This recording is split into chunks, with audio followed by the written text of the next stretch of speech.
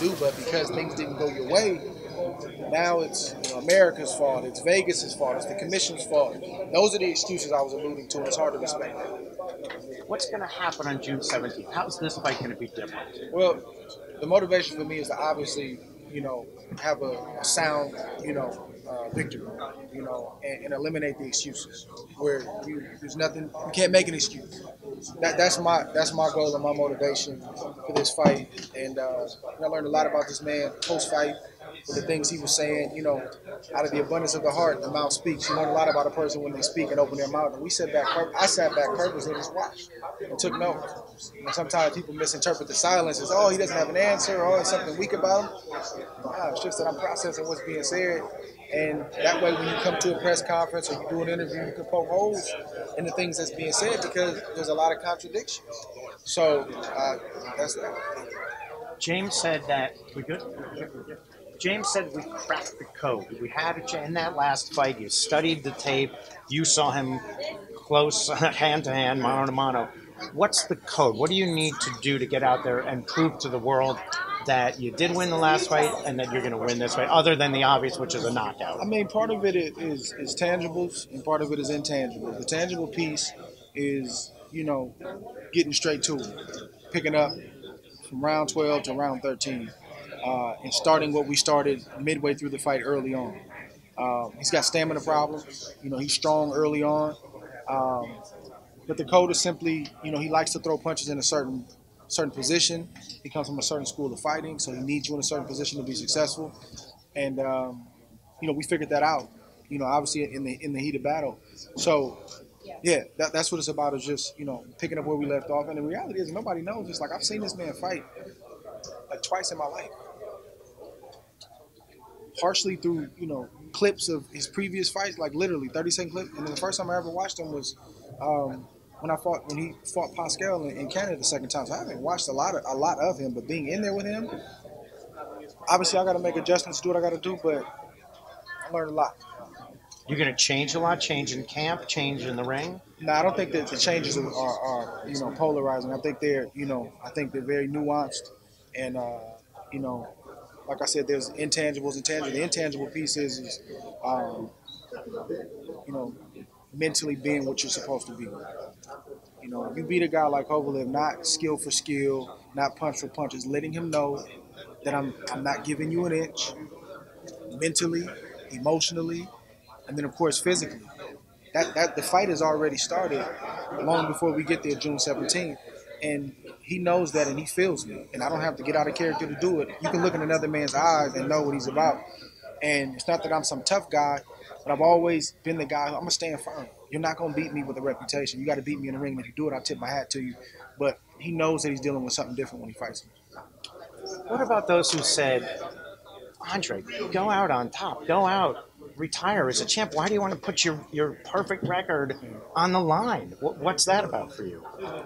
I mean, God willing, I still plan on doing that. I don't have anything to fear. I don't have anything to worry about. Like, this fight isn't for me. This fight is for the fans. This fight is for the media, for the networks. And if there's anything to prove, it's to prove the people that have been supporting me and believing in me right.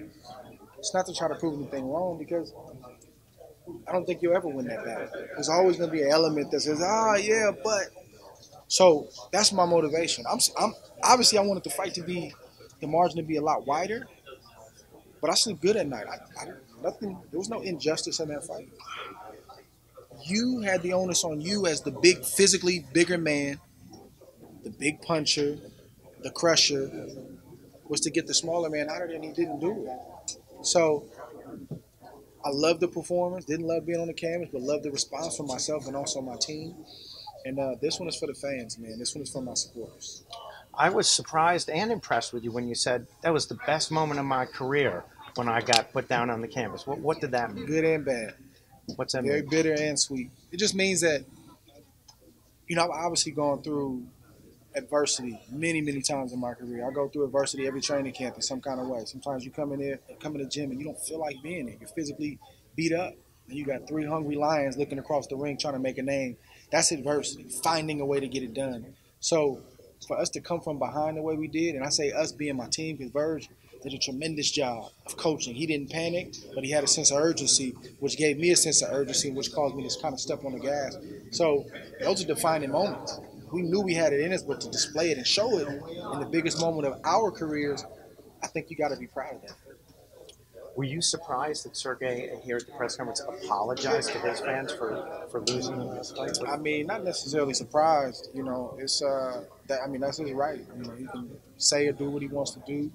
Do you respect him for that? I mean, I really don't have an opinion on it. You know, I just try to stay consistent, man, in terms of my mentality, my mindset. And I think I've done that throughout the course of my career. I'm not getting too high and too low. You can say whatever you want to say, bro. We have a fight day. And those are the moments that I love the most in my career because now all the talk is put aside and it's time to go to work. The promoters take their seats, the managers, all the team members, they walk out of their ring and now it's me and you. And I love those moments. What's going to happen on June 17th, Joe? Man, I believe it's going to be a tremendous performance. And, you know, my goal is for it not to go the distance. And that's not getting out of character. That's just starting where we started in the back half of the fight earlier. I know he's going to bring it. He's got to back up that big talk he's been talking. But I'm going to be what I need to be, man. And it's not going to be easy for him. The last fight was a very controversial decision. Controversy sells tickets. Controversy makes the fans excited. What can the fans expect? Well, the controversy is just, all that means is that people had an opinion about it both ways. That's all that means. And you're right, it does sell. That's why I don't take it personal. If somebody feels this is what it's about. I love it. I don't mind it. You know, even the stuff that they do, people think, oh, Ward's probably upset. Nah, like, it's certain things, like when you put your mouth on my faith and put your mouth on my God, yeah, I'm gonna hold that one. Yeah, you messed up when you did that. But the other stuff, and Ward's scared, this and that. Come on, man. Like, no, that's not true. And deep down, you know that's not true. But it sells tickets, you know, sells pay-per-views, and this is what a big matchup is all about. I don't want everybody to be riding with me and feel like that wouldn't be fun. I love the naysayers. I love people saying, Ward, you're scared. That's all of that makes up a big moment in a big fight. So it's beautiful. What can the fans expect on June 17th? I think it's going to be a complete performance, a tremendous performance. It's a lot on the line. He's trying to take back something that he felt was unjustly taken, and I'm trying to keep something that I feel I earned. And those are two dangerous men.